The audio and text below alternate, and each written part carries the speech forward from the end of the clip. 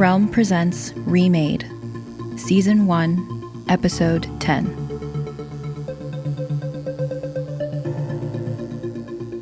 Seyah shivered as a wind gust blasted through the forest, causing the trees to shimmy around her and Holden.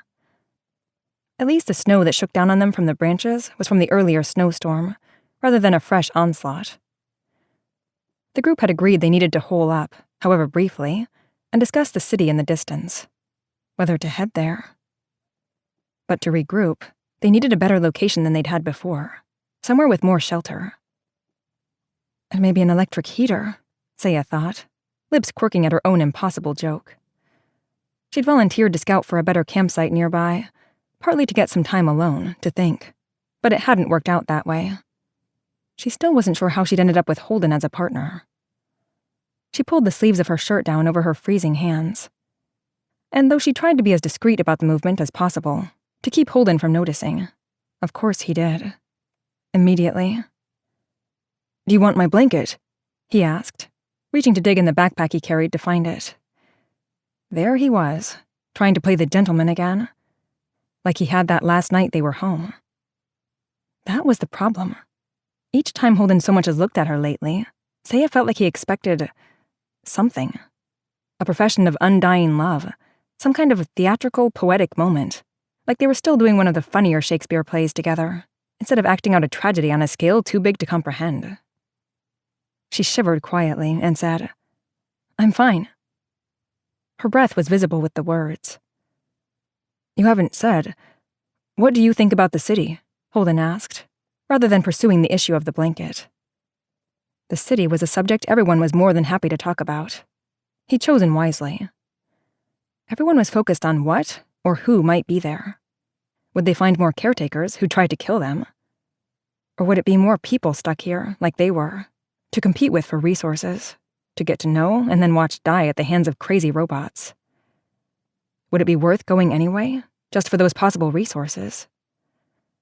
Seyah was just as obsessed as everyone else, but she had a different line of thinking than the rest of them, which was why she hadn't said much on the topic. Seyah might not know Holden well enough to trust him, but she decided to let him in on the idea that had been in her mind since May had seen the lit-up spot, a possible urban promised land on the horizon.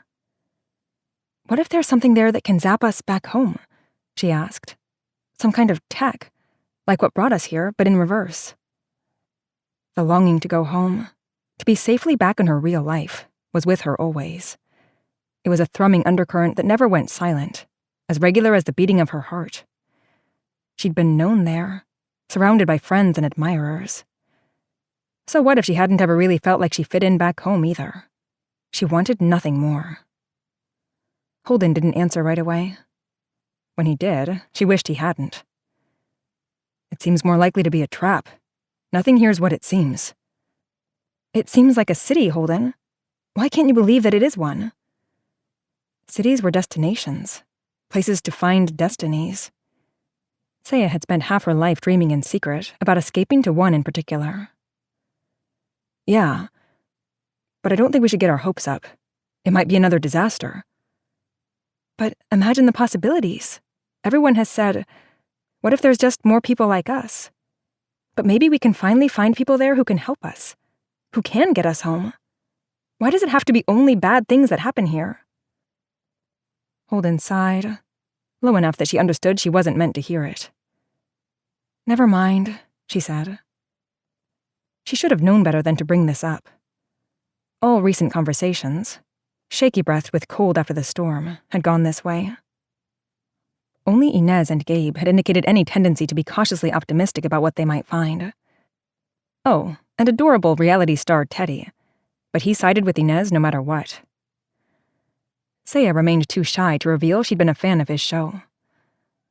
Sometimes it seemed like he still thought he was on it, that a crew member was going to leap out and shout, "Surprise!" and get them out of here. If only. Scanning ahead, Seyah found her partial view of the city's lights blocked by a tall rock formation. The morning was new enough that the lights were still visible, in contrast to the receding dark of night. She sped up until they came back into view completely. Relief flooded her. There it was, lit up like a promise of homecoming, a tower in the middle thrusting high into the sky. "I'm not cold anymore," she blurted. "What?"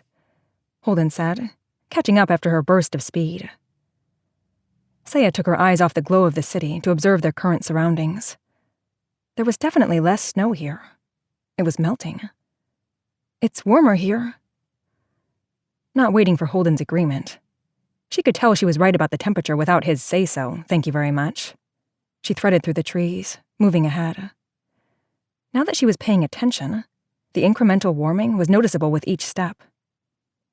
At last, she emerged from trees into a clearing, surrounded by more rocks piled up high along two sides.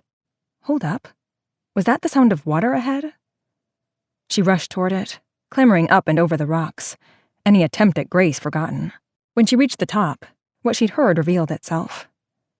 Steam rose off an undisturbed pool of water, with what appeared to be shallow caves beyond. "No way," she murmured, and climbed down until she could dip her fingers in the water. The flesh didn't peel off them, which she only thought to be grateful for after the fact. Maybe she should have been more careful. Then again, maybe not. She realized she was laughing. What was this feeling? She hadn't felt it since waking up on the space station. Could it be joy? She'd almost forgotten what having something good happen was like. "Seyah?" called Holden. "Come see these hot springs," she shouted back. "Seyah," he called, a censuring note in his voice. "Come back. There's something down here." Her irritation returned. Holden could buzzkill anything lately. She refused to let him ruin her mood. They'd found a freaking hot spring. She'd found it. She made her way back over the rocks as slowly as possible, in silent protest. Holden stood in the middle of the clearing. He alternated between watching her and looking at something ahead of him that she couldn't see. There was a tall tree right in front of him, its canopy spreading wide over the entire clearing. The air smelled damp and earthy. This entire spot was the ideal setting for some much-needed R&R. "Come down here now," he said, looking up at her. That did it. She was sick of being bossed around, told what to do. This was one way here was exactly like home. She bounded the rest of the way down the rocks and strode at him and tripped, flailing as she fell. Holden sprang forward to grab her and yanked her toward him. "What are you doing?" she said, extricating herself from his arms. It was bad enough that stumbling had stolen her moment. She whirled, looking for the tree root that had brought her down. "Don't," Holden said. Then, "I don't know. It might be okay. It hasn't moved." Seyah blinked at the caretaker she'd stumbled over. It was one of the larger ones they'd seen. Its legs stretched out from where it sat nestled against the tree trunk. Vines with pointy green leaves curled around the legs, but they didn't hide that its body was covered with reflective surfaces. Mirrors were mounted here and there at every angle, making it into some sort of inhuman funhouse attraction. She took a step toward it, reaching out. "Don't," Holden said again. She shot him a look over her shoulder. "Why not? I already tripped over it, and it didn't do anything." "We can't stay here. Not with that thing. There could be more around." "Holden," Seyah said, pausing but not reversing course. "There are hot springs over there. And this thing obviously hasn't moved in ages. Anywhere we go, there could be more. There will be." She heard the rustle of him stepping closer behind her, and she started toward the downed caretaker again. If it was dangerous, she'd be dead by now. Holden should know that as well as she did. When she got close, she saw more proof she was right. There was a hole in the center of its chest, vines curling through there as well. "It's like something just left it here," she said. A strange wave of sympathy for the mirrored monster passed over her. Maybe they weren't so different, it and her. Both of them had been left somewhere. "It's dead. This place is perfect." "Seyah, no." Funny, though, wasn't it? That this had become her idea of perfection. The cast list for the school's production of A Midsummer Night's Dream had just been posted. The drama teacher tacking it to the wall and backing away, to watch everyone who'd auditioned swarm it. The crowd allowed Seyah and her friends to surge through to the front. She tried her best not to shove Heidi out of the way. Seyah's cousin, Nima, rolled her eyes at her over Heidi's head. Heidi's shoulders sank, and then she turned and smiled at Seyah. "You made it," she said. "Really?" Seyah asked. Though she'd had a feeling, her audition had gone well. She did push Heidi aside then, gently, into the crowd of hopefuls, so she could stand in front of the list. She skimmed the sheet taped to the wall. There was her name, right near the top. Seyah Jackson, Titania. Seyah yelped, covering her mouth. "Oh my God!" she said when she recovered. Nima took her arm and steered her out of the way so others could see the sheet. "I'm Titania," Seyah said, still believing it, and also not quite believing it. She ran straight into a skinny boy who gaped at her. "The Queen of the Fairies." "Congratulations, Your Majesty," he said, slightly awkward, but slightly charming too. "Mustard seed at your service." Weird response, but she beamed at him. "Thank you." He blinked as if dazzled, which, fair enough. She was the Queen of the Fairies after all. Not to mention high up in the inevitable school hierarchy. She and Nima went to join Heidi, who was already waiting across the hall for them. Seyah worked hard to tone down her outward expression of joy. Heidi had been up for all the same parts. In fact, Heidi was under the impression it had been her idea for them to sign up for the auditions. Seyah had let her believe this, so there was no need to gloat. Also, she wasn't sure how her parents would even react. Her dad would probably say something like, "Now, Seyah, what about a more worthwhile after-school activity, like Habitat for Humanity? Or you could come along for another ride-along with me and see how much need there is." She actually liked going on ride-alongs with her dad on his police work, but she'd never have admitted it. And it didn't mean she couldn't also like theater, obviously. Meanwhile, her mom would almost certainly shake her head and say, "My daughter, on the stage." Her conservative Persian family had barely gotten over her marrying an American, 20 years ago. Who knew how they'd react to this? Stop imagining the worst. They let you try out. They have to be okay with it. "So we're celebrating tonight, I take it?" Nima said. Seyah could tell by the concern in her voice that she'd caught the dimming of Seyah's reaction. She might even have guessed the reason. Her mom, Seyah's aunt, wasn't as strict as Seyah's, but she still had her moments. Heidi laughed. "We better. After all, Seyah will be really busy with rehearsals soon. She probably won't have time to hang for weeks. We'll have to have all the fun without her." Seyah knew Heidi was covering her own disappointment. But she was Titania, and Titania was immune to being FOMO'd. She shrugged. "Celebrating sounds good to me." She was playing it down. But Seyah saw everything she wanted in the future, every spotlight, every accolade, leading back to this second. Decades from now, she'd give an interview to some TV journalist, perhaps when she was up for her third Tony, and remember, laughing, her role as Titania in high school. The interviewer would agree with her about how unlikely it was, how no one could have foreseen the Broadway stardom she was headed for all that time ago in sleepy, picturesque upstate New York. They'd go on to talk about how her parents had slowly come around, supported her all the way.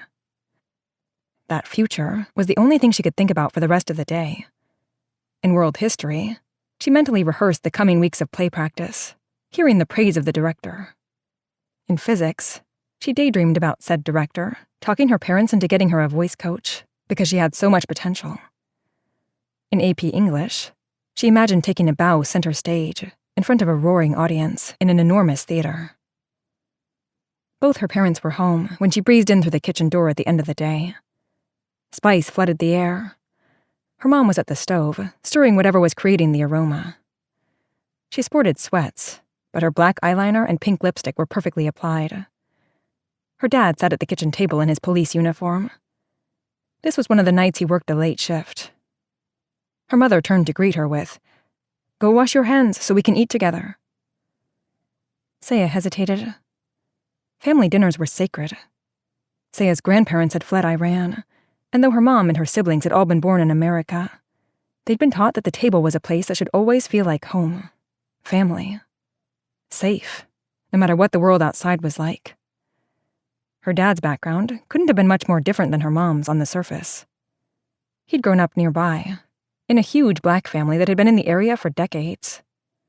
But they also liked to gather for big potlucks and Sunday suppers, and he was in full agreement about the importance of them eating together every night. So Seyah expected him to echo her mom. Instead, he waved her over to him. "Wait a sec," her dad said. "You found out about the play today, didn't you? Good news or bad?" She was surprised that he remembered. She smiled. "I got Titania." "Good job, sweetheart." He stood up to give her a hug. "I know you wanted this." No lecture yet. Her mom looked at her, frowning. "Titania?" Seyah answered carefully. "It's a lead role." "Good. A lead role in Shakespeare is good." Her mother nodded approval. Seyah couldn't tell if she meant it or not. She lifted her spoon and said, "As long as you keep your grades up while you're in the play." "Yes, Mom. Straight A's, I promise." Seyah and her dad exchanged a look. He'd once confessed to Seyah that he'd been a C student in high school, and he'd sworn her to secrecy. Seyah had no such luxury. She barely tasted dinner, though she was sure it was delicious as usual. She practiced lines while she waited in her room for her dad to leave and her mom to go to bed to read. Then she snuck back down the stairs and quietly out the door. Nima's shiny new car was parked at the corner. Heidi was already inside, and she held up a bottle of champagne, bought by her big brother, no doubt. They all giggled as Seyah climbed in, and Nima pulled away from the curb. None of her friends' parents were as strict as hers, though Seyah found her own a little hypocritical, to be honest. They claimed to want her to fit in with everyone else, didn't they? That meant going out at night, generally impossible with the early curfews they imposed on her. She had status to maintain. Sneaking out was her only option. Nima drove them to the regular hangout spot in the woods, the de facto gathering point for the people loosely affiliated with their set. They were the first ones there. Seyah didn't express her relief at this out loud, but she certainly felt it. This was her night, her celebration. If the boys showed up, that would be all Heidi and Nima would care about. Petty, yes, but she wanted this night to be about her. It took 3 fumbling tries for them to get the champagne open, and it was Seyah who finally managed it. The cork popped up into the trees, and bubbly spurted out onto her hand. Plastic cups were quickly filled. "A toast," started Heidi. Nima said, "To Seyah," leaving Seyah to wonder if Heidi would have said something else. She didn't like it when Seyah and Nima didn't follow the script she wanted. They tapped plastic and drank deep. The champagne was so sweet, it made Seyah's nose scrunch, but she dutifully drank it. Heidi drained half her cup before placing it by her feet so she could text someone. Seyah said, "I can't believe I get to play Titania." "I can," Heidi said, without looking up from her phone. "You're gorgeous. You get everything." "No, seriously though," Seyah said, ignoring the tone her friend was using. "I know I never talk about it, but..." She hesitated, but then she just said it. "I've been dreaming about Broadway ever since I was a little girl. Name and lights, all that. Maybe this is where it starts." She felt instantly stupid for saying it out loud, especially when Heidi and Nima exchanged a glance. Heidi giggled. "Oh, Seyah." Then her attention was on Nima. "I texted Andy and Alex. Here's hoping they show up." Heidi knew that Seyah couldn't stand Andy or Alex. They were brothers, but not twins. Apparently their parents were too lazy to move beyond the first section of the dictionary. Andy had groped Seyah's butt at the last party they'd gone to, and then he'd been offended when she told him no thanks. Heidi had just laughed at her when she complained about it. "He's cute," she'd said. Seyah decided to hope they were too busy being douchebags to show. "It's just..." She tried again. "I want to be on Broadway so bad I can taste it." Nima gave her what could best be described as a pity top-off from the champagne bottle. Yeah, but it'll be an uphill climb for you, you know? This is your first play, superstar, Heidi said, continuing to text. You didn't even want to try out until I suggested it. You might suck. I did want to try out, Seyah said. I just didn't say so. She did worry about sucking. But after all, she'd been cast in the lead. Nima's objection was one to take more seriously. She understood that Seyah's parents might get in her way. Heidi gave every impression of having tuned out, so Seyah spoke to Nima. I know my parents will hate it. Mom only cares if I end up with a nice boy, but Dad wants me to be a doctor or something. Isn't making people happy an important thing to do too? She asked. There are lots of ways to make the world better. I didn't just mean that. You know, Nima added. She waved her fingers alongside her face, traced them down her arm, indicating her skin. Their skin. Dusky brown, though Seyah's was darker than Nima's because of her dad. Things are changing, Seyah said. Not that much, Heidi said, taking her eyes off the phone. Not tuned out after all, then. Both Nima and Seyah gave her a look. It was one thing for them to obliquely discuss how Seyah's being biracial might make acting jobs difficult to come by and stardom more elusive. It was another thing entirely coming from a white girl. Sorry, Heidi said, sounding as if she was the offended one. She went back to her phone. Oh, Andy just texted back. They're on their way. Nima spoke to Seyah only now. All you can do is try. Just don't be disappointed. She lifted her glass. To Titania. They clinked plastic glasses again. I'll show you all, Seyah thought as she drank. You'll see. Seyah, stop. Don't touch it. Holden drew up close behind her. His voice was shaky with fear. We can't stay. Not with it lurking like that. Seyah remembered Inez checking the caretaker after Loki had shot it, to show it wasn't about to wake up again.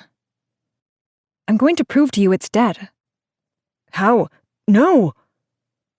Seyah might have spent her whole life being told what to do, but she had never let no stop her. She'd never let doubt stop her. She was going to prove to Holden there was no danger here, or die trying. She almost laughed at that, since they'd already died, more or less. But instead, she reached out and knocked on the caretaker with both fists. She took a heavy metal shoulder and made an ineffectual attempt at shaking it. The caretaker didn't move. The vines didn't stir. See? She said, finally turning. She was gloating, and she knew it. I'm still not sure it's a good idea, Holden said. She wanted to shake him. Caves, shade, hot water, a view of the city. This place might have been something she'd dreamed up. She needed this. You wait here, Seyah said. Watch it not move and see that I'm right. I'm going to get everyone else. She rushed back to the edge of the clearing. Footsteps crunched behind her, but she whirled and shot Holden a look that stopped him dead. When she reached camp, she ran into Loki first, and then Inez. Inez would be on her side. Seyah liked her, the way she spoke up and how she looked out for Teddy.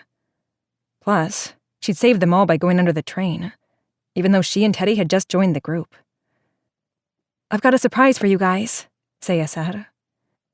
When they blinked in dismay, she said, No, it's a good one. Bring everyone. Loki shrugged, then turned to go fetch the others. Inez said, What is it? Where's Holden? He's holding down the fort. Seyah smiled.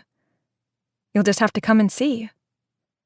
Besides, if I mention the caretaker up front, you guys might not come. And I want you to come. Inez made a face at her. Fine. Seyah couldn't help smiling. She also couldn't help being grateful that Holden had actually stayed behind. He was there in the clearing, staring at the dead, mirrored caretaker, when the whole group returned. Voila, Seyah said. Welcome to our new campsite. Inez walked forward into the clearing first, and did a double take at the caretaker and Holden beside it. So did Loki and May. Cole came behind them and squinted at it, worried.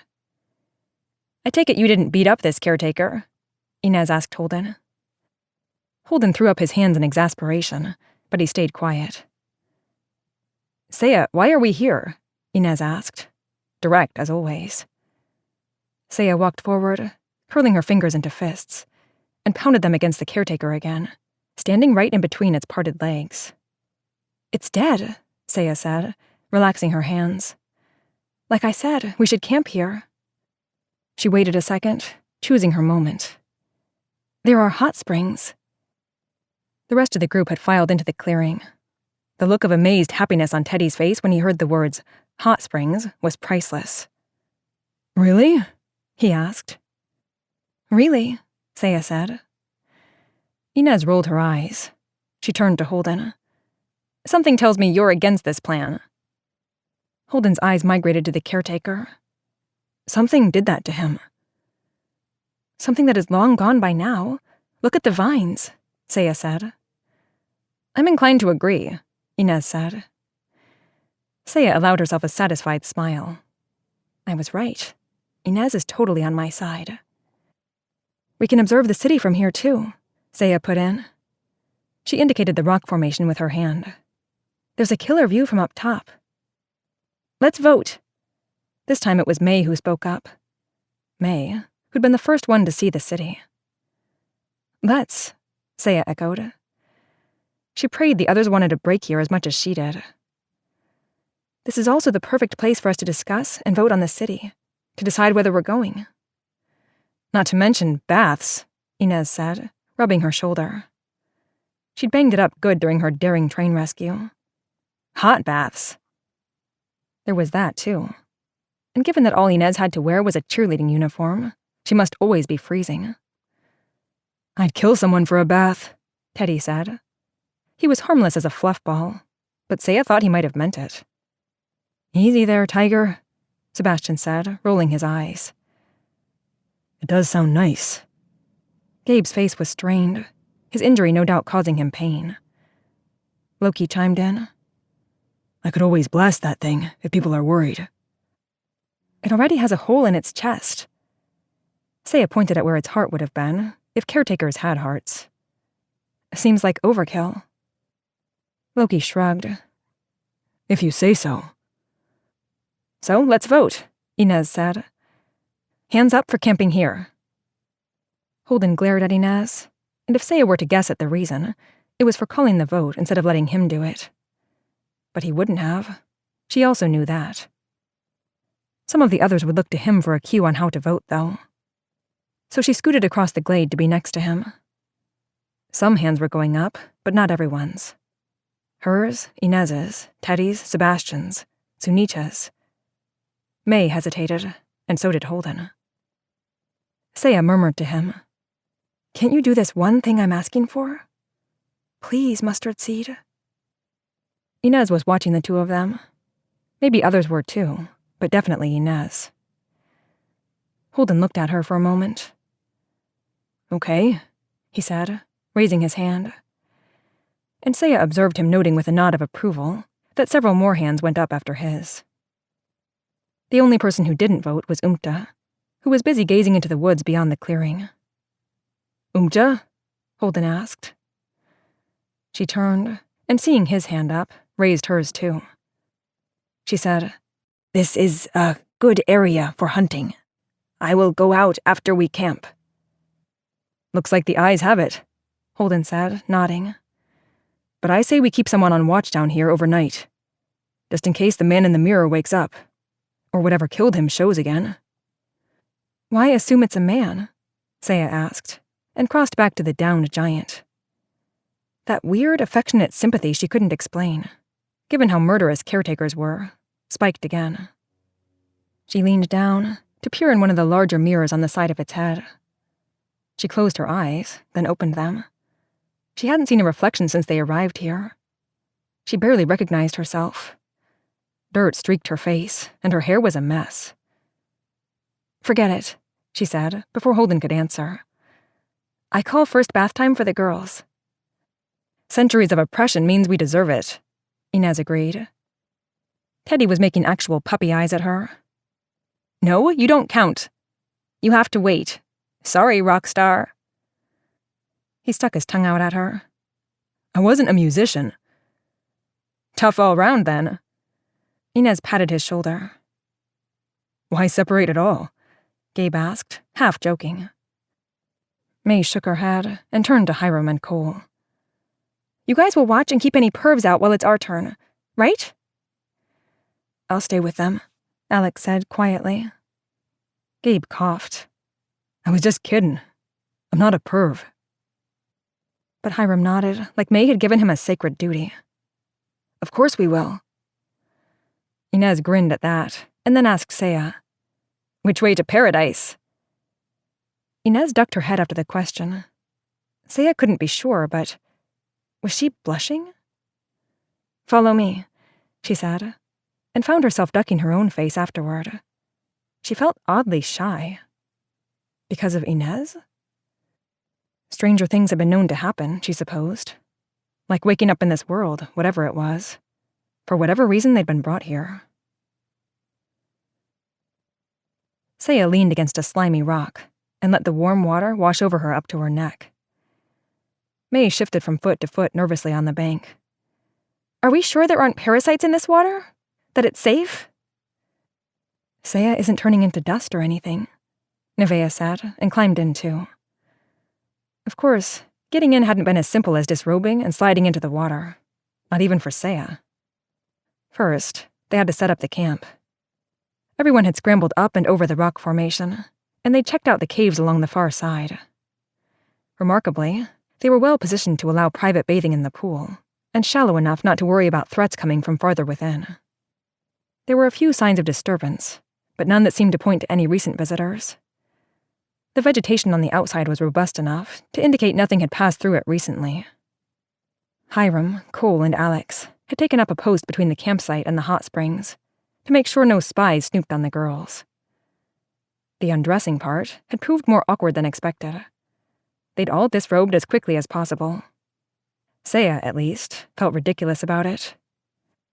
Sunita had been the only one of them who had seemed completely unembarrassed. Now she gave a small leap into the neck-deep water from a rock a few feet past Seyah. Then she promptly splashed May. We're not sure anything's safe here, May, Sunita said. Enjoy it. You said it. Amelia giggled, swiping wet curls off her face and flipping over to float on her back. Seyah let her eyes drift closed. Nearly anything would have been worth it for this. Potential parasites and cringing shyness included. This hot water was the best thing Seyah had felt in weeks. Bliss, she said. You can say that again, Inez answered. Inez had hesitated at the edge of the pool before getting in. Seyah had seen a haunted expression cross her face. Memories, good or bad, hit hard here. But the look had vanished, and Inez had walked slowly into the water. Now Seyah opened her eyes and discovered Inez right across from her, 3 feet of bliss water separating them. The two of them stared at each other. The rest of the girls were splashing around or relaxing in the water, but they faded into the background. That was what it was like for Seyah. She was Titania on stage again, a spotlight revealing her every movement. And, she realized, Inez was in the spotlight with her. Bliss, she said again, tentatively. Inez smiled at her. Seyah wasn't ready for the moment to end yet. How's your shoulder? She asked, pitching her voice to reach Inez alone. That was really brave, what you did on the train. I should say thanks. Otherwise we wouldn't be here. Brave or stupid? Inez said, lifting her uninjured shoulder in a baby shrug. Sometimes it's hard to tell the difference. But I couldn't let people get hurt. Not when there was another way. She paused. The water helps. And you're very welcome. Being here is good. Being here is good.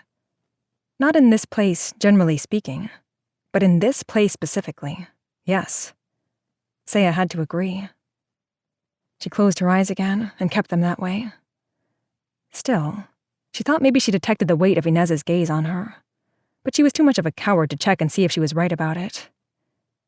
This was weird. Seyah had never been self-conscious around other girls. Suddenly, she was. Her cheeks heated, simply from the line of thought, and she was glad the hot water provided cover for that. She dipped her head completely under and came up for a gulp of air. A breeze cooled her face when she resurfaced. "Time's up," Teddy called. Hiram's muffled voice sounded, telling Teddy to wait. "Sorry," Teddy said. He added louder, "But hurry up." Seyah finally opened her eyes. "Time's up for now," Inez shouted back, focused on the rocks behind them that hid Teddy and the other boys. Seyah joined the rest of them in laughing. The girls piled out one by one, and she was careful not to look at anyone as she slipped her clothes back on. The group was treated to a spectacle of a sunset, like some finger-painting child had gone crazy on the sky. But night fell fast, the riot of color fading into black velvet, pinpricked with stars in minutes. It was a comfort to Seyah that the stars were still there. They were stable, with lives so long that they at least gave the appearance of staying the same. Although she remembered Hiram saying that the North Star wasn't where it should be, so maybe even this indication of permanence was illusion. Without discussion, the group ended up on top of the rock wall above the pool, after eating the day's food rations from what they'd foraged off the train. Umta had taken off for one of her overnight hunts, but no one else had ventured that far away from the campsite yet. This spot offered the best view of the city. Forest rolled from here all the way up to it, a mix of hilly and flat terrain in between. As the darkness came, the lights on the tower and around it seemed to surge and brighten. It shone like a beacon. Seyah wanted to be there, and she never wanted to leave this spot. No, that wasn't true. She'd do anything to get back home, sleep in her own bed, to wake up and go to school, and worry about everyday things, like convincing her parents to let her chase her dreams. "Someone's got to be there, don't they? To keep the power on," May said, an undercurrent of hope in her voice. Gabe leaned forward, squinting into the distance. "Seems like a logical enough assumption." Holden shook his head. "Nothing here is logical, though." "He thinks it's a trap," Seyah said. "Yeah," Holden agreed, frowning at her. "I do. We know it's just as likely, maybe more likely, to be caretakers keeping the lights on as it is people." "Not all caretakers are bad news," Inez spoke up. "The one Teddy and I were around first was harmless enough." "I still don't know if I believe that," Loki said. Seyah could understand why he was skeptical, but she trusted Inez's word. "We're all here," Inez said. "There might be other humans here too, in the city." "What Inez just said," Seyah put in. "She saved us all. Shouldn't we at least listen to her?" Nevaeh was nodding. "You have a point." Inez's head ducked, an emotion Seyah was beginning to recognize as what she did when she felt shy. Loki coughed. "So does Holden. An excellent point." Holden's shoulders had drawn into a tense line. "I just don't want us throwing ourselves at danger again so quickly. We've all almost died, which means we should be cautious." Inez gave a snort laugh at that. "What?" Holden asked. "I'm just wondering," Inez said. "Have you ever done anything impulsive? Ever taken a risk?" Teddy said, "Burn." Holden sputtered. Well..." His eyes went to Seyah, and she wasn't sure if he was waiting for backup or what. He looked at her oddly, like she knew some impulsive thing he'd done. Interesting. She stayed quiet. "I don't want to take risks with anyone's safety," he finally said. "We all still have a voice, right?" Inez said. "We each have a vote. There's no reward without risks. Sometimes you have to take them and see where you land." Tension stretched out between Inez and Holden. No one else said another word, but everyone was watching. And, Seyah guessed, choosing their sides. "Why don't we think about it overnight and vote tomorrow?" Seyah suggested, keeping her tone light. If they voted right now, Holden might win. But she thought the longer the others had to see the city on the horizon, the more unable they'd be to walk away from it. Holden must have found that acceptable. Let's set up shifts for tonight. We'll need someone in the clearing and someone by the caves. Holden reasserted his ownership of the security detail. Tomorrow we'll vote on going to the city. Or not, someone from the shadows said, but Seyah couldn't make out who. Hiram? Or yes, Seyah said. I'll take the first shift on caretaker watch. I can cover second, Inez spoke up. I can cover till dawn, May said. Gabe said, wake me up and I'll sit with you. May's expression was tight, but she nodded. Holden checked with the others, and they set up more shifts for guarding the side of the springs where they'd sleep. Seyah noticed that not only had Alex been quiet, as usual, but his short hair still had a thick, greasy sheen, like it hadn't been washed out in the spring. Alex picked up on her interest, and seemed to trace the line of Seyah's thoughts. Never liked the water much, he said in explanation. Fair enough. They watched the city for another hour or two, but it was impossible to tell how much activity might be going on there, or how many people it might hold. Eventually, by ones and twos, people gave up and went to bed. Nightbirds called strange, strained calls in the dark forest. No larger predator sounds emerged. Seyah waited until all of the others migrated off to the caves to sleep. She was the last one to leave, heading down to the glade with the dead caretaker. The city in the distance continued to keep its secrets. Most of the cast and crew would already be at the theater, eating pizza delivered from up the street and paid for by the school. Seyah was at the dining room table with her parents. Her mother had put food on the table early so they wouldn't miss eating together. Her parents were coming tonight too, to opening night. She hadn't wanted to deal with their disapproval during the entire run-up to the show, if that's what came. And she'd wanted to be at her best. So she'd convinced them not to come to the dress rehearsal / parent preview night. Not to come until the real first show. Seyah inhaled another bite of reddish-pink pomegranate, walnut, and chicken stew, her favorite of her mother's special dishes, and felt slightly less disgruntled. Dinner would be over soon, and she could put on her costume here to save time and rush to the theater. She didn't want to be left out of all of the behind-the-scenes photos. Someone from the yearbook was coming. Slow down and chew your food, her mother said. I'm doing the best I can, Seyah said. I'm in a hurry. Her dad smiled fondly at both of them. I remember the first time I ever had this dish. It was at our arusi. That means wedding, I know. Seyah rushed out the words when her mother would have jumped in. It was one of the few words her father borrowed from her mother. Seyah and he knew about the same amount of Farsi, which wasn't much. It was the first time most of your friends had it, too. Or any decent food? Her mother was grinning at her dad. At first, they didn't know what to think about my beautiful bride or the ceremony, it's true, he said. But they agreed the food was delicious. Seyah had heard her parents tell the story of their wedding many times, but it never failed to make them happy.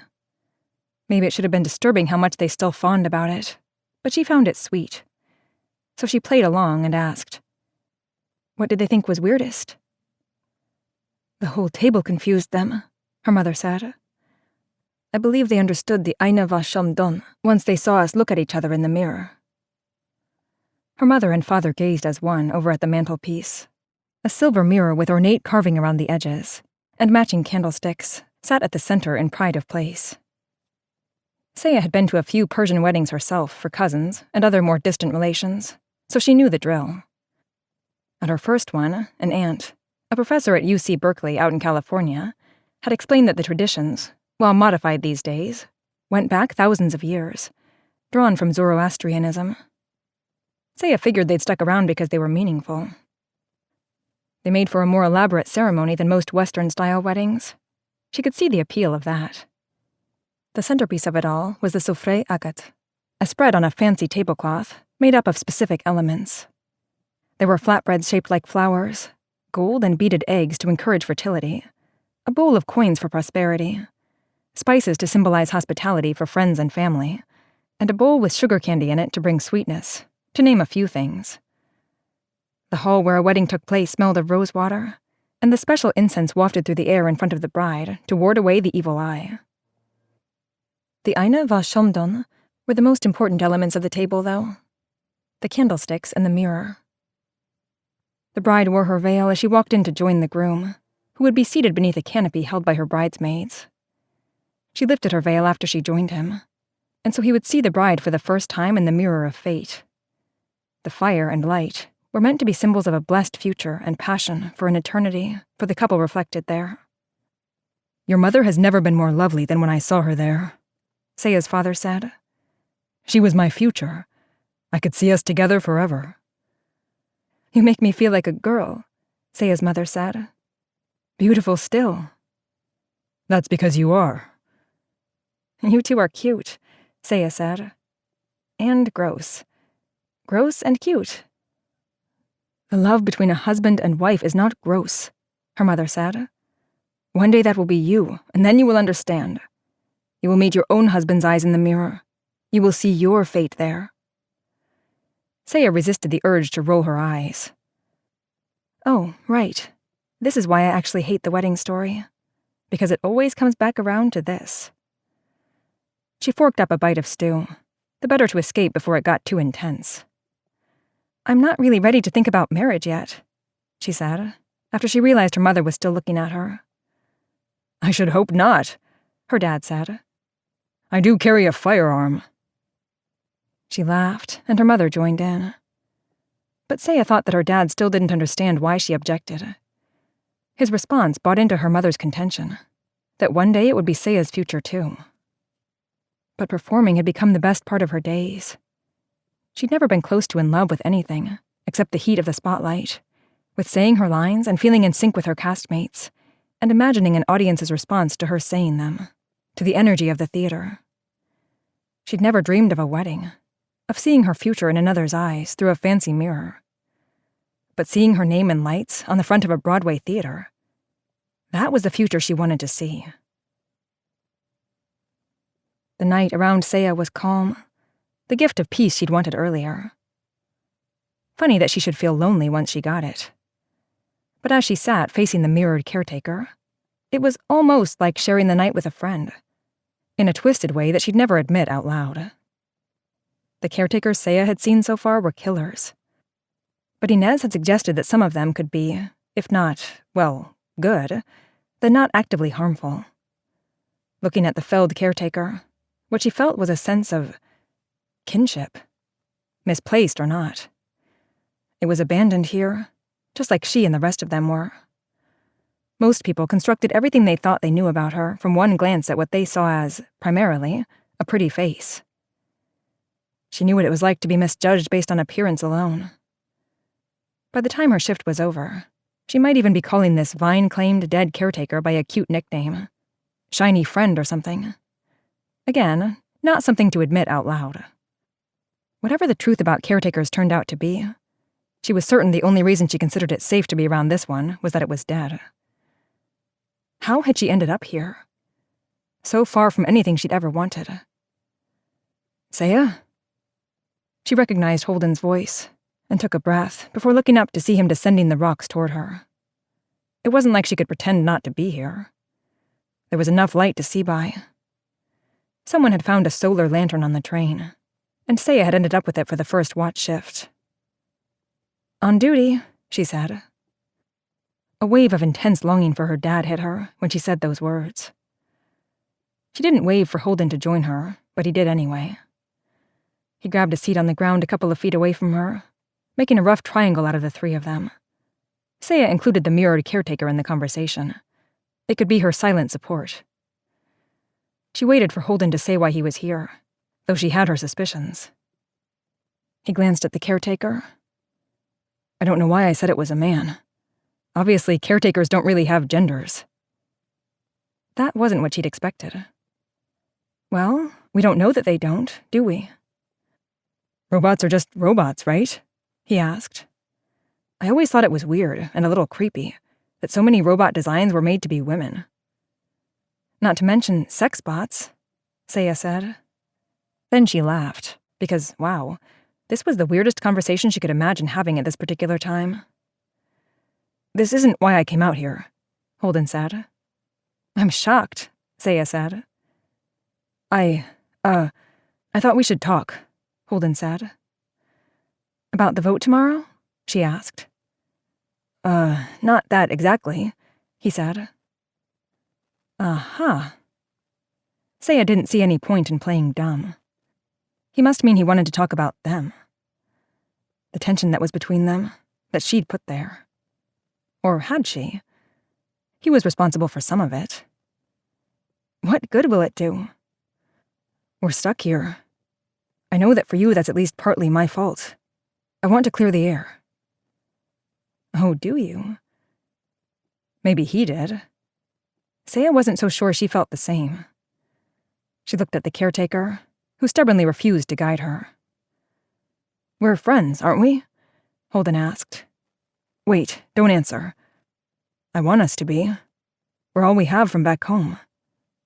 But I feel like you're upset with me already. And I need to tell you something. Okay, Seyah said, when what she wanted to say was no. No, please don't tell me anything. Not what I think you're about to. Holden was quiet for a long moment. Then, I lied to you. That night, that last night, when you were having car trouble. He paused. Seyah frowned. Tell me. I wasn't going to the party. Yeah, I kind of figured, actually, she said, but Holden didn't relax. That's not a very big lie. This is harder than I thought it would be. That wasn't really the lie I meant. Hey, spit it out, she said. Did you cause this or something? She swept her hand at the clearing around them. It made no sense, but the way he was acting. No, I mean, not in a real way.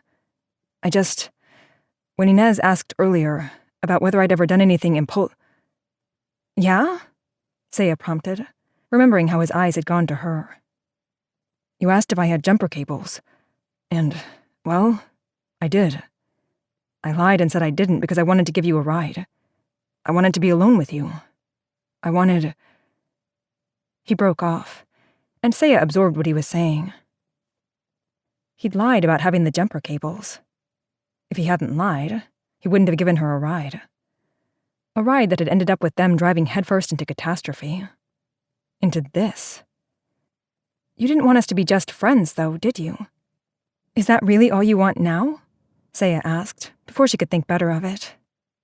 This was still, a little bit, the confession she'd expected, just with a different gloss on it.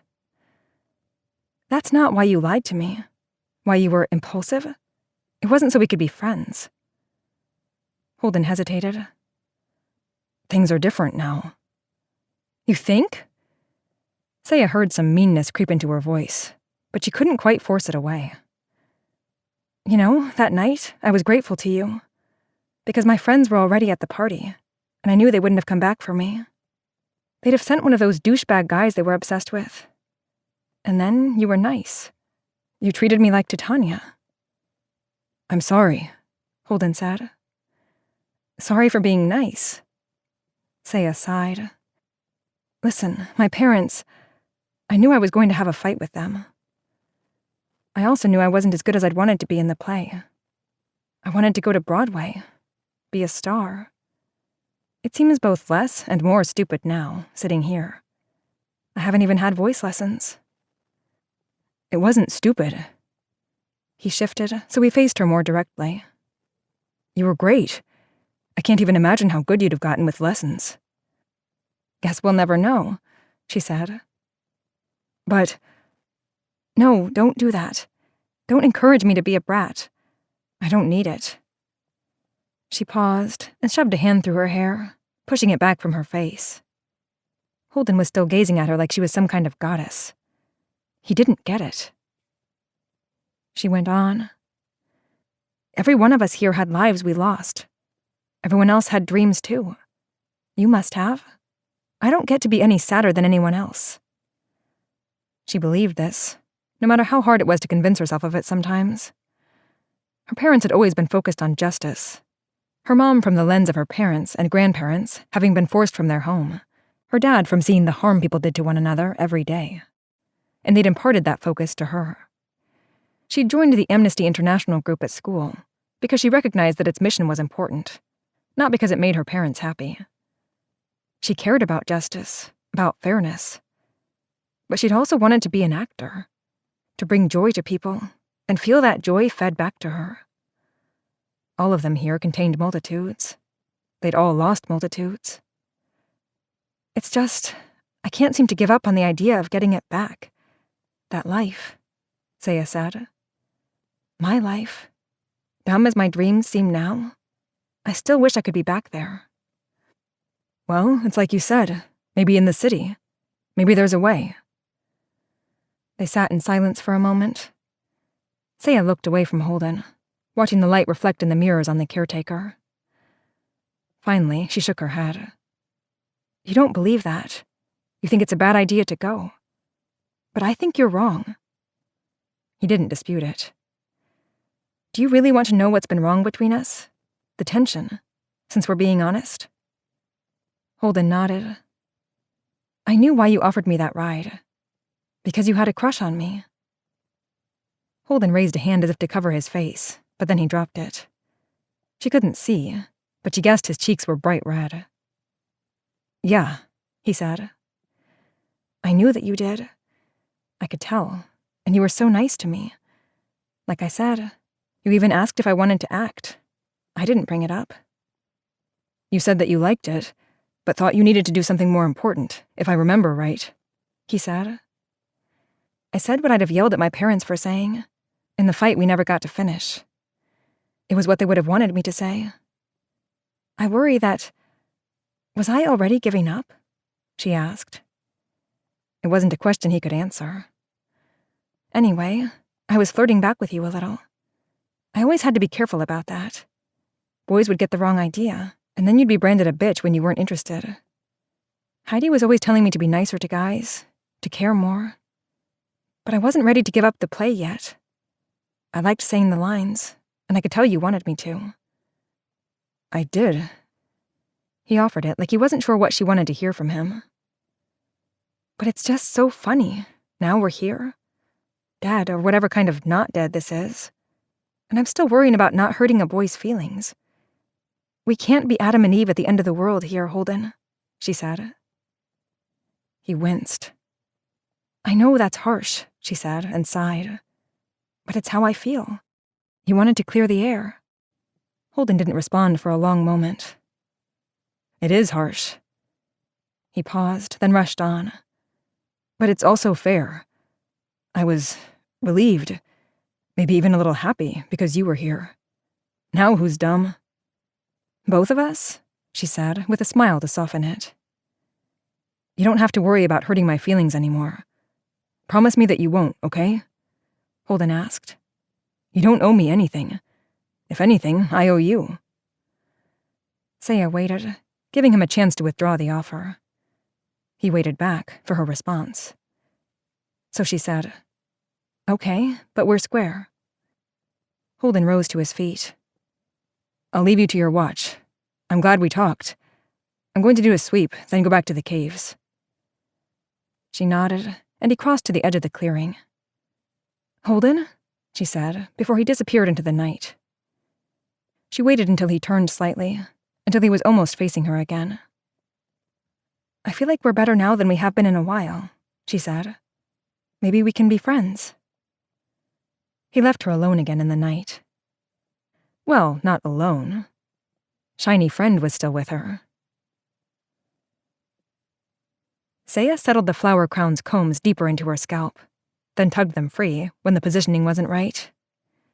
She'd done her makeup at home to save time, too. A thick layer of black liner and green glittery shadow applied to her cheekbones in addition to her eyes. Dark green glitter lipstick, so she looked like a creature that could both frolic through and preside over a forest.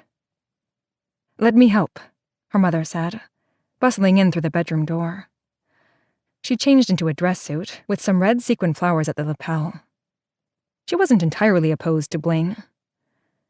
She'd seen Seyah in her costume before, for yesterday's dress rehearsal, but never had Seyah felt this intensely scrutinized. Her mother had the flower crown in her fingers before she could stop her. "We should have gotten you fresh flowers," she said. Seyah's eyes widened in surprise. "That would have been nice." "Next time," her mother said.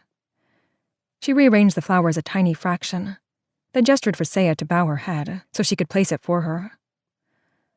"You're okay with me doing something like this again? Acting?"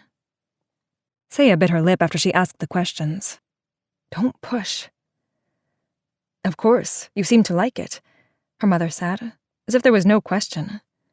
"There, let me see." Seyah tipped her head up, still unsettled by how her mother seemed almost to approve of what she was doing. Maybe she'd fretted and stressed for no reason.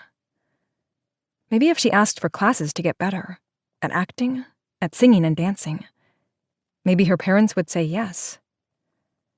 "Oh, Seyah," her mother said, and swept her hands beneath her chin. "You look so beautiful, like a bride on her wedding day. Well, except for the green lipstick." Seyah couldn't keep her face from falling. She felt it go.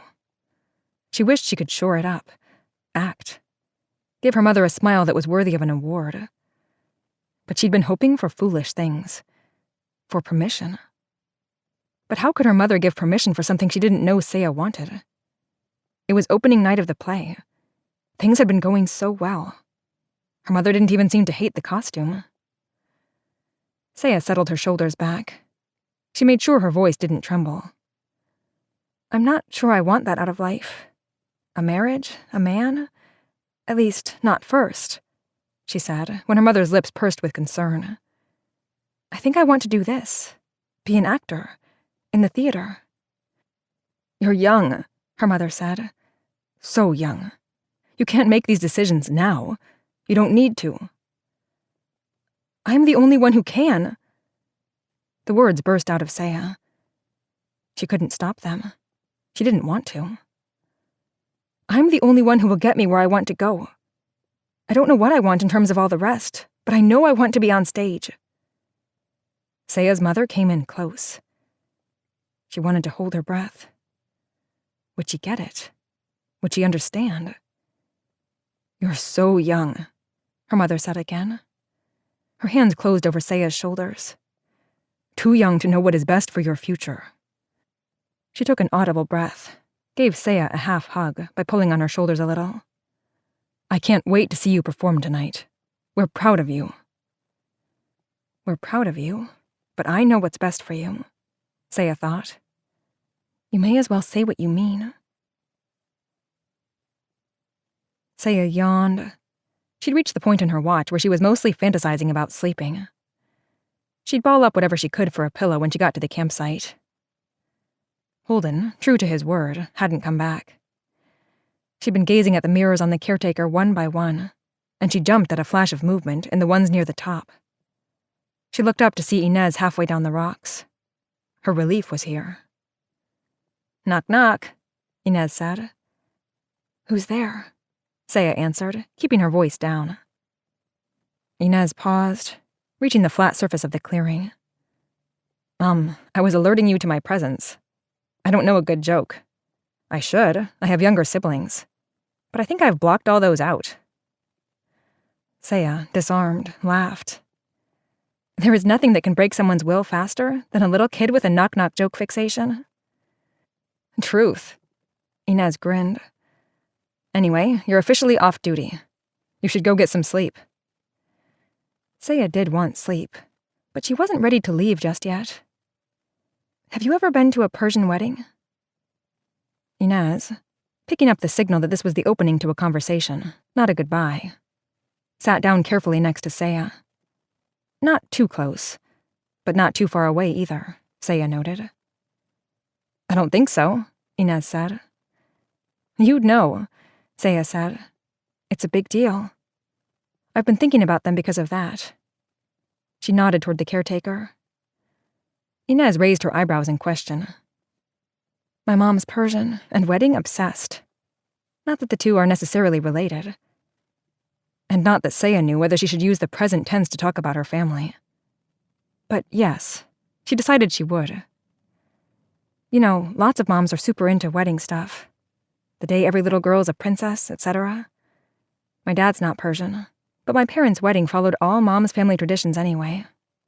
The last night, they were talking about their wedding at dinner, the last night I saw them. Inez waved toward the caretaker. Why does it make you remember? Seyah appreciated that Inez hadn't told her she was sorry. That was understood. They were all sorry for what the others had lost, for what each one of them had lost. Part of the ceremony involves the groom seeing the bride for the first time in this special mirror, with a couple of candles around. It's sort of a mirror of fate. It shows their happy eternity together.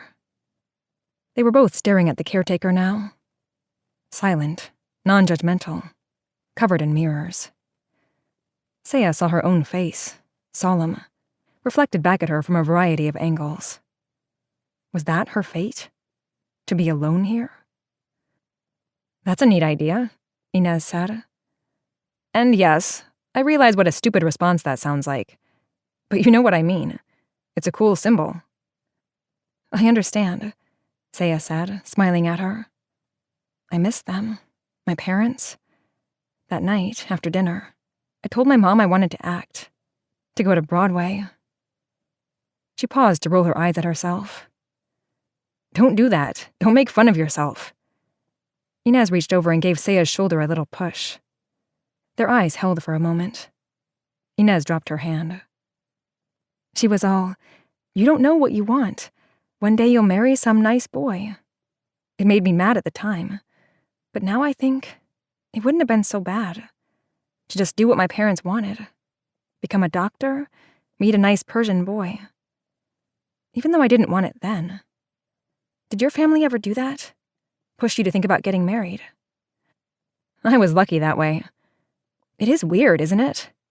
How everyone's always so fixated on telling little girls to dream about the day they get married. Like that's the highest they can aspire to. She shook her head. Not that you were a little girl when you died, obviously. Seyah couldn't help smiling again at how awkward Inez seemed. She usually gave off the impression she had it together. Even here, where that wasn't possible. It was one of the reasons Seyah had liked her instantly. Inez was practical. She was a decision maker. She wouldn't sit here waffling over what she might have done, when those decisions weren't even on the table anymore. How she'd gone under the train had proved that. Seyah leaned a little closer to her. I'm never making it to Broadway now, so none of that even matters anymore. Why am I still thinking about this stuff? Inez considered. Seyah almost gave up hope that she'd respond. And maybe there really was no response. Maybe none of it mattered. You're still thinking about it, Inez said. Because these are still our lives. Right here, right now. We're still the people we were. We still have our lives. The words hung in the air, strung like a line connecting the girls. Seyah scooted closer, like she was walking that line to get to Inez. And then, at last, their lips met. The kiss was sweet, soft, so real. Seyah never wanted it to end. She wanted to hang on to it, to revel in it, to make it last so she could remember it forever. This was the first thing here, in this godforsaken place, that felt like life, like she was living. Still alive and really living after all.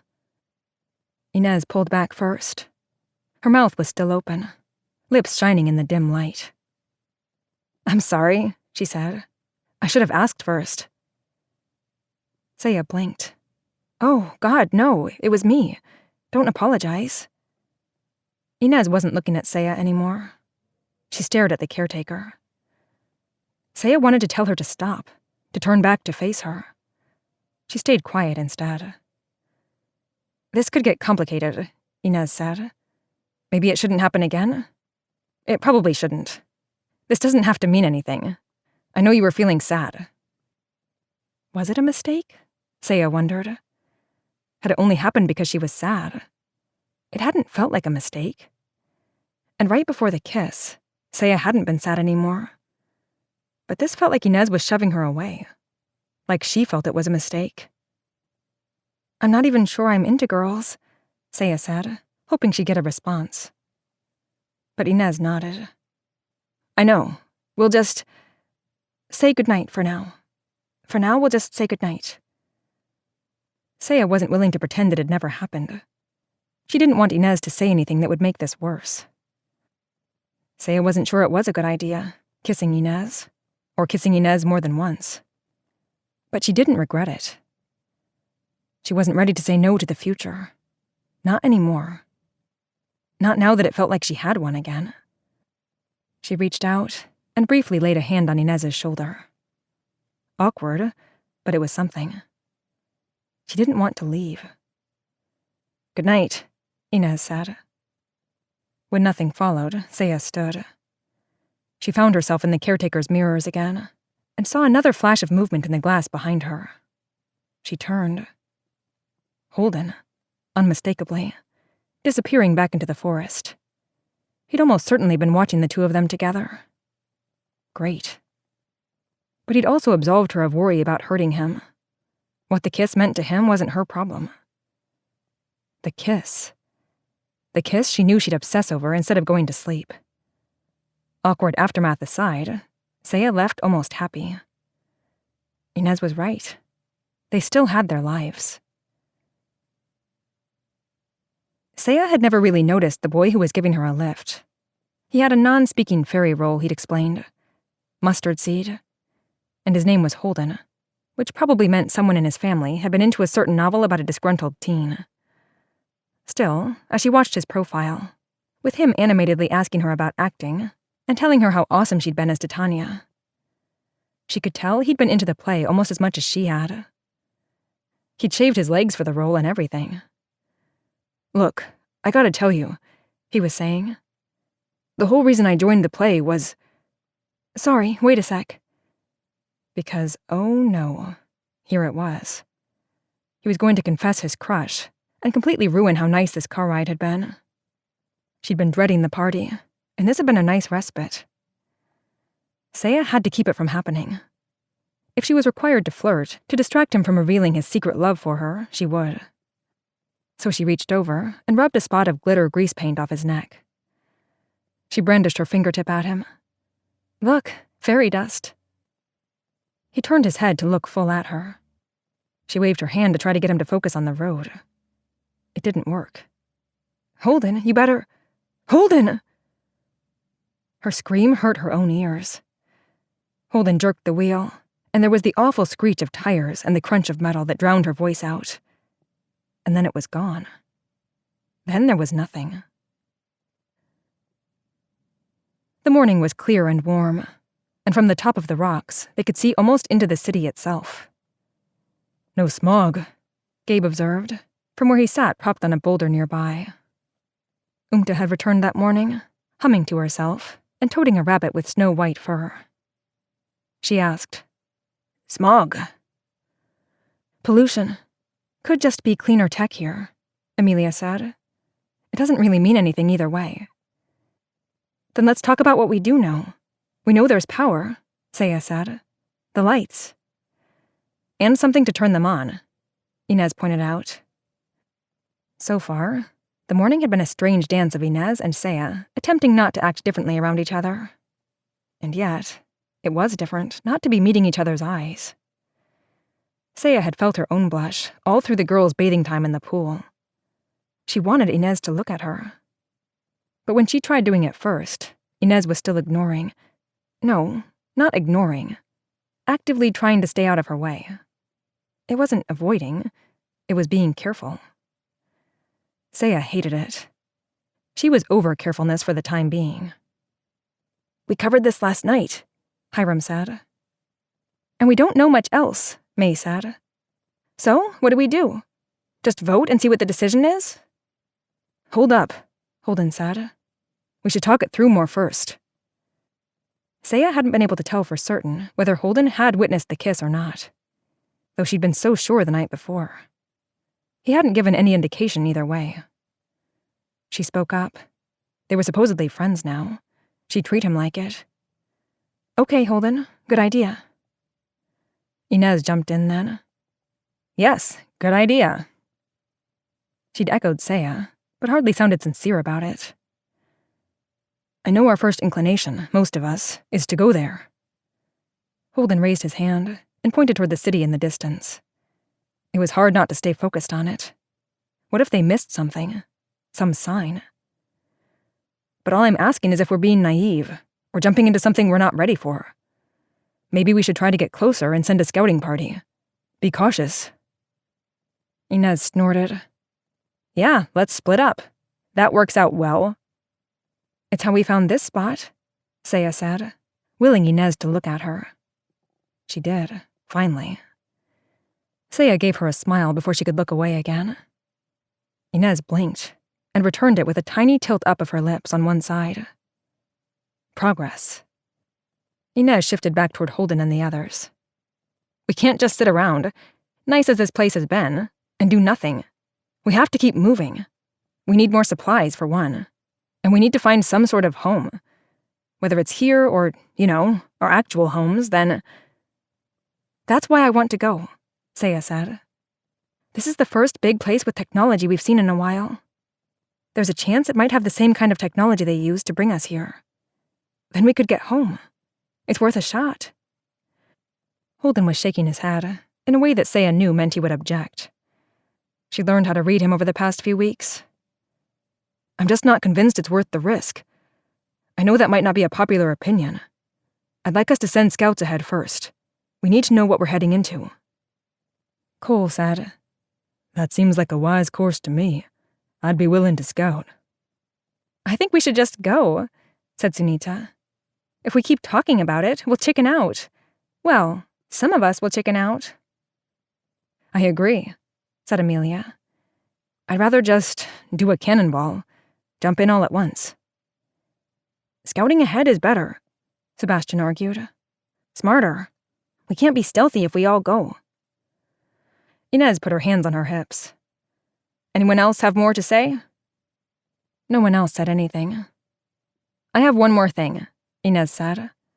I think we should go and go in a pack, because we have no better alternative. As Seyah says, there's a chance we could find tech there that will get us home. And as I've said, there's a chance we'd find supplies. But if we sit here, we're just waiting for the next caretaker attack. Eventually, we have to move. Right now, we have a destination. I think we should go because there is some place for us to go. If things change, we can always revisit the decision. There's strength in numbers. The rest of them digested that. The city sat inscrutable in the distance, giving them no aid in making the call. May simply said, I say we go, but we stay together. These are the lives we have left, Seyah said. It's time to live, not just run. Inez smiled at her, a real smile this time. Open, full. Let's vote, Inez said. All in favor of going to the city together, raise your hands. Holden had that grimace on again, and he glanced between Seyah and Inez. But he raised his hand, and so did the rest of the group. It was settled. City, here we come, Inez said. I always was a city boy, Teddy threw in, and it broke the tension. Everyone laughed. Most of them began to chatter again about what they might find in the city. Would there really be a possible way home? Seyah got up and climbed down to the clearing. She wanted one last moment with Shiny Friend before they left. It was silly, but it deserved a goodbye too. It had been important in getting her to let go of the past, at least for now. What in the... Seyah almost tripped, muttering, circling the clearing. She stopped, finally, right in the spot where the mirrored caretaker had been reclined against the tree. She thought of the caretaker as benevolent, an observer, if anything, her silent friend. Now, the caretaker who'd given every appearance of being dead was gone, vines and all. She had to run back to tell the others. There was no way to know whether the caretaker had walked away under its own power, or if something had taken it. That hardly mattered. It wasn't safe here any longer, if it ever had been. They had a destination, and they needed to get moving. Still, Seyah paused. "Farewell," she whispered to the empty clearing, to her departed friend. And for one last time, she spoke as to Tanya. "Come, my lord, and in our flight, tell me how it came this night, that I sleeping here was found, with these mortals on the ground."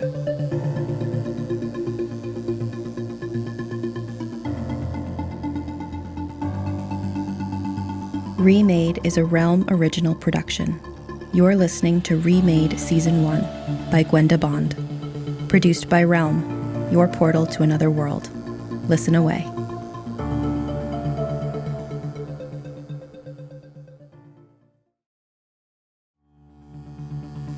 Remade is a Realm original production, created by Matthew Cody and written by Matthew Cody, Andrea Phillips, Carrie Harris, E.C. Myers, Kiersten White, and Gwenda Bond. Produced by Lydia Shama, and executive produced by Julian Yap and Molly Barton. Starring Greg Tremblay and Laurel Schroeder. Audio directed, produced, and sound designed by Amanda Rose Smith. Additional editing by Corey Barton. Original theme composed by Amanda Rose Smith. Cover art by Liz Castle. Find more shows like Remade by following Realm on Apple Podcasts, Spotify, or at realm.fm.